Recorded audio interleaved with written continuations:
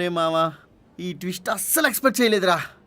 అయినా సరే ముగ్గురు మళ్ళీ పాండిచేరి అరే మామ జాబ్ వచ్చేసిందిరా. ట్రైనింగ్ కంప్లీట్ అవుతే మంత్లీ 30,000 రా. Happy life. రే జస్ట్ ఇమాజిన్ రా, మొనంగా నిన్న గోవాకి వెళ్ళుంటేనా అసలు వీడికి జాబ్ వచ్చేది కాదు, వీడికి ప్రమోషన్ వచ్చేది కాదు. అన్నిటికన్నా విచిత్రం ఏంటంటే నేను మీతో కలిసి రావటం. ఎగ్జాక్ట్లీ. అయినా మనము దరిద్రం అనుకున్నాం కానీ అంతా మంచి జరిగిందిరా లాస్ట్కి. రే మీ ఇద్దరికి ఒక విషయం చెప్పనా? ఈ ఇన్సిడెంట్ వల్ల నాకు తెలిసింది ఏంటి తెలుసా?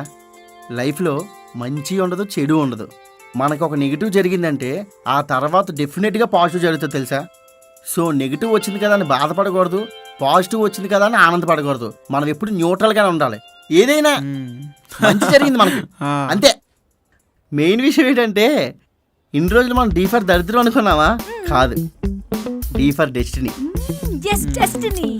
మామ అయిపోయింది కానీ మనం ఈసారి బ్యాంకాక్ వెళ్దామా? బాడీ మసాజ్ చేయించుకోవచ్చు.